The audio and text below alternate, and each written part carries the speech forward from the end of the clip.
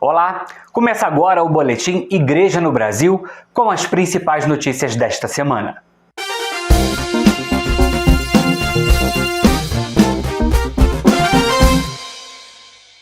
Neste domingo, 14 de novembro, a Igreja celebrou o 5º Dia Mundial do Pobre, instituído pelo Papa Francisco. Com o lema "Sempre tereis pobres entre vós", o objetivo é despertar a consciência da sociedade para o grito dos pobres e sofredores. No Brasil, foi adotado o tema "Sentes compaixão?", um convite a não ter indiferença frente ao sofrimento das pessoas em situação de vulnerabilidade e a crescente pobreza socioeconômica que atinge quase 52 milhões de brasileiros e brasileiras. Ontem, na capela da sede da CNBB aqui em Brasília, uma missa marcou a abertura do Dia Mundial do Pobre 2021.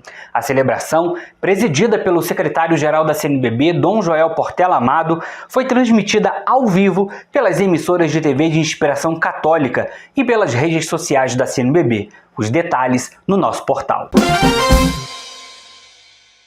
Em sintonia com a Jornada Mundial dos Pobres, de 15 a 19 de novembro, bispos da CNBB, entre eles o bispo de Roraima, segundo vice-presidente da CNBB e presidente da Caritas Brasileira, Dom Mário Antônio, vão apresentar na série Brasil Face que Clama por Misericórdia o olhar da Igreja Católica diante da realidade da pobreza no Brasil, em especial da Rádio Aparecida. A série de áudio-reportagens traz a realidade da pobreza em nosso país. Os 5 episódios vão abordar como destaque os conceitos que rodeiam o tema, a situação das famílias em vulnerabilidade, o impacto da pandemia da Covid-19, a relação com a violência e o preconceito, o papel governamental e a importância da compaixão.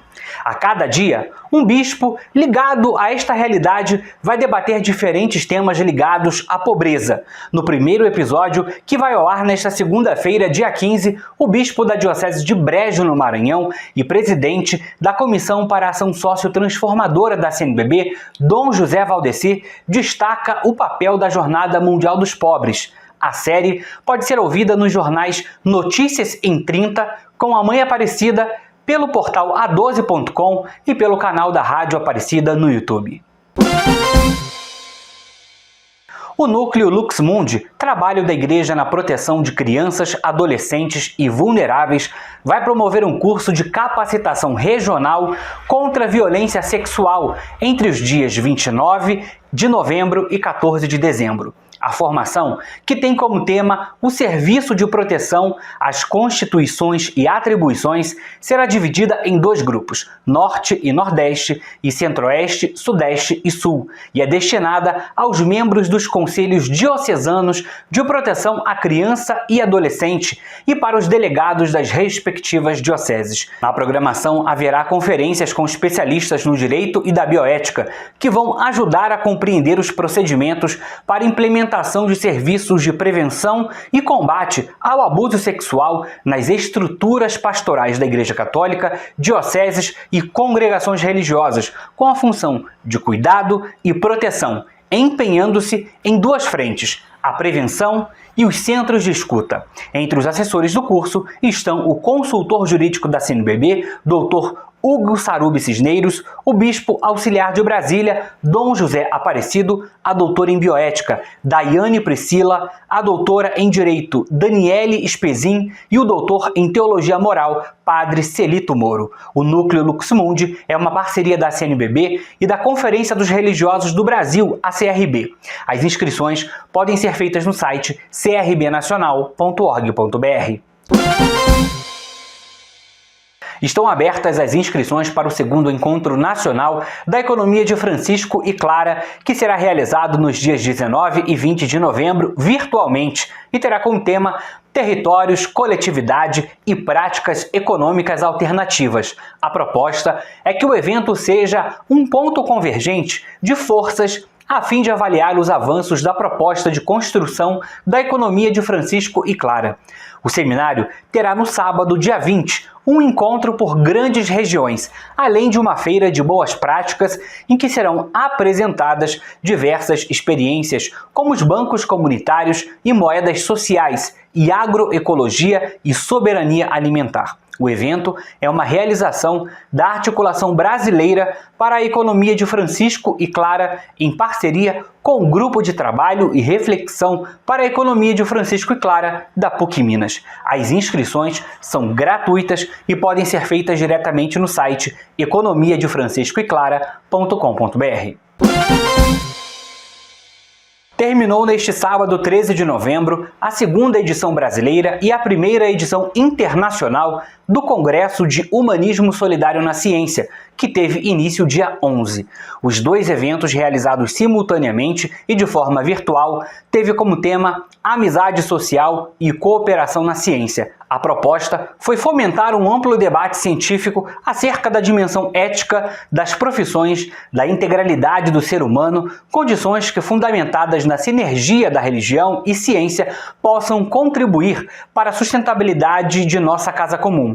Ao todo, participaram quase 200 participantes, 70 autores de projetos e trabalhos, 50 instituições de educação superior e algumas instituições eclesiais. A iniciativa bienal, que estava prevista para acontecer em outubro de 2020 na Universidade Católica de Salvador, precisou ser adiada e repensada por causa da pandemia da Covid-19. Com isso, foi possível organizar o Congresso Internacional com o apoio do professor doutor padre Jorge Ivan Álvares Gomes, da Pontifícia Universidade Bolivariana, que contou com a participação internacional de personalidades importantes na igreja e na ciência. As atividades dos congressos buscam criar uma interatividade entre os pesquisadores e palestrantes por meio das mesas temáticas e também da apresentação de trabalhos. A primeira edição do congresso aconteceu em 2018 na PUC Rio. Os detalhes no nosso portal.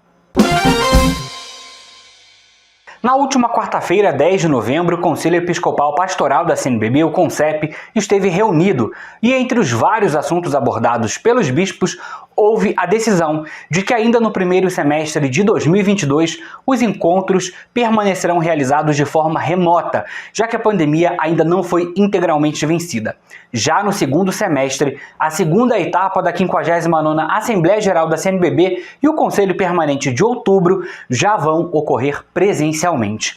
Ainda na reunião, a presidência apresentou aos bispos a proposta de celebração dos 70 anos de fundação da CNBB, como elementos que podem compor um tema e um lema para que as celebrações, que devem ser realizadas de 6 de março de 2022, quando a presidência abre a campanha da fraternidade no Santuário Nacional de Aparecida, até o dia do aniversário de criação da conferência, dia 14 de outubro. Além de lives com ex-presidentes e as comissões episcopais pastorais, republicação do livro sobre a presença pública da Igreja no Brasil, divulgação de depoimentos e a celebração do jubileu nos regionais. A ideia é concluir esse jubileu com uma Assembleia dos Organismos do Povo de Deus. Ainda na reunião do CONCEP, quarta-feira, a CNBB divulgou uma mensagem por ocasião da 26ª Conferência das Nações Unidas sobre o Clima, a COP26, que acontece em Glasgow, na Escócia. Na mensagem, os bispos reiteram ainda que a COP26 desafia o mundo inteiro e precisa interpelar particularmente o Brasil, que tem territórios e biomas ameaçados, e chamam atenção para os dados do painel intergovernamental sobre mudanças climáticas, que alerta para o aumento da emissão de gases do efeito estufa. O texto faz também um forte apelo aos organismos, governos, empresas e organizações para que promovam rupturas, transformem radicalmente as estruturas de produção, consumo e priorizem em suas agendas a defesa dos pobres e da casa comum, adotando medidas fortes. Assinam a carta os presidentes das comissões para a Amazônia, para a Ecologia Integral e Mineração e para a Ação Sócio-Transformadora, além do Conselho Pastoral dos Pescadores, a Repam Brasil, a Cáritas Brasileira, o Conselho Indigenista Missionário e a Comissão Pastoral da Terra. A íntegra da mensagem está no cnbb.org.br. Na última terça-feira, 9 de novembro, o Departamento Social da CNBB realizou uma reunião virtual com representantes de regionais, dioceses, organizações, projetos e iniciativas brasileiras que vão receber recursos emergenciais transferidos pela Advenia, uma organização de ajuda à América Latina da Igreja Católica na Alemanha, ao Fundo Nacional de Solidariedade, o FNS. Ao todo, o FNS vai repassar R$ 117.469 a essas iniciativas. Vão ser beneficiados com os recursos grupos ligados à saúde, situações de fome aguda, de contraturno escolar, indígenas encarcerados e idosos abandonados por familiares. Nesta etapa, vão receber recursos o Regional Oeste 1 da CNBB, que vai comprar materiais para higiene pessoal para 40 mulheres e 230 homens indígenas encarcerados no Mato Grosso do Sul. O Regional Nordeste 1, que vai ofertar cestas básicas e material de limpeza para 60 famílias carentes de 3 dioceses por um período de 3 meses, e a Diocese de Afogados da Ingazeira, em Pernambuco, que vai comprar cestas básicas para 300 famílias carentes da periferia e da zona rural. Além dessas, foram contempladas a Associação de Saúde do Vale do Pajeú, de Afogados da Ingazeira, para a compra de alimentação, produtos de limpeza, remédios e fraldas descartáveis para 46 idosos. O abrigo Ana Ribeiro de Serra Talhada, em Pernambuco, para alimentação, remédios, material de limpeza, material de higiene pessoal e fraldas geriátricas por 2 meses para 25 idosos acolhidos de forma permanente. E o Colégio Nossa Senhora da Piedade, em Brasília, para a compra de alimentos e material de higiene para 142 crianças de famílias carentes que permanecem no colégio para os pais trabalharem. A prestação de contas fica disponível no site fns.cnbb.org.br.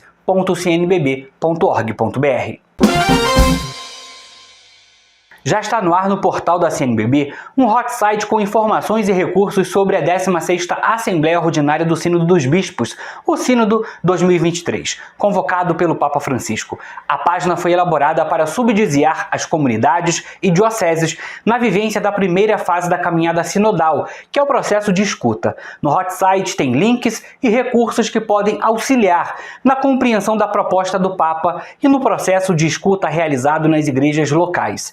Na página também é possível baixar o Vademecum, que é um manual que acompanha o documento preparatório com as principais orientações de como participar do processo sinodal, além de materiais preparados pela equipe nacional e pelas dioceses, que podem ser usados em encontros de formação e outros eventos preparatórios para o Sínodo 2023. A CNBB também preparou uma animação que explica do que se trata esse tipo de evento realizado na Igreja Católica e apresenta temas e datas do Sínodo dos Bispos, que teve o caminho iniciado no último mês de outubro. O Sínodo culminará com a Assembleia em outubro de 2023 em Roma. O material está disponível no cnbb.org.br/Sínodo 2023. O subsídio para vivenciar o Dia Nacional dos Cristãos Leigos e Leigas, comemorado sempre no último domingo antes do Advento, este ano, 21 de novembro, Festa de Cristo Rei, já está disponível. O tema deste ano é Testemunhas de Jesus Libertador no compromisso com a vida. E o lema, Eu vi a aflição do meu povo e desci para libertá-lo. Segundo o Conselho Nacional do Laicato do Brasil, o CNLB, o tema deste ano motiva a pensar a vocação e missão dos leigos e leigas como cristãos, testemunhar Jesus e ser artífice de seu reino de amor, justiça, igualdade, solidariedade e, como imitação do Mestre, estar a serviço da vida. O Dia Nacional dos Cristãos Leigos e Leigas é celebrado desde 1991. O subsídio de reflexão e celebração, assim como o cartaz, já estão disponíveis no site cnlb.org.br. Continuam abertas as inscrições para o Simpósio de Formação Ecumênica e Interreligiosa, que vai acontecer virtualmente nos dias 31 de janeiro e 1º de fevereiro. O evento, organizado pela Comissão para o Ecumenismo e o Diálogo Interreligioso da CNBB, tem como tema Educar para o Ecumenismo e a Sinodalidade para uma religião humanizadora. Para se inscrever, basta enviar o nome completo e o estado onde mora para o e-mail ecumenismo@cnbb.org.br. As inscrições são gratuitas.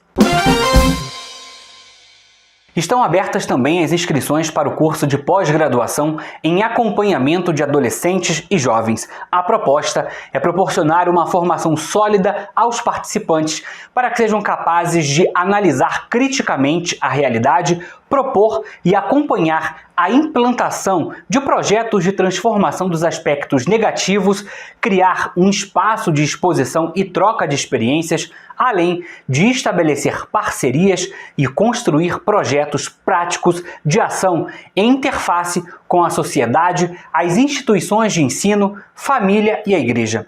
A formação também busca promover a reflexão sobre o acompanhamento das diversas juventudes nos vários cenários da sociedade brasileira. A pós-graduação, que será em formato totalmente remoto, é uma parceria da Pastoral Juvenil, da Comissão para a Juventude da CNBB e do Centro Universitário Salesiano de São Paulo, a Unisal. As inscrições podem ser feitas diretamente no site da universidade, pós.unisal.br. Confira também no portal da CNBB, seminário na Câmara dos Deputados celebrou o primeiro ano da encíclica Fratelli Tutti do Papa Francisco. Casa de acolhimento de mulheres em situação de rua em Montes Claros, Minas Gerais, nasceu sob a inspiração da Jornada Mundial dos Pobres. Nota da presidência do Regional Sul 1 da CNBB, que abrange o estado de São Paulo, esclarece sobre fake news envolvendo o nome do presidente do regional. Morreu aos 84 anos em Brasília o padre Virgílio Leite Uchoa, assessor da CNBB por 32 anos. Diocese de Nova Iguaçu, no Rio de Janeiro, Regional Leste 1 da CNBB, enviou 2 missionários para a Diocese de Bafatá, na África.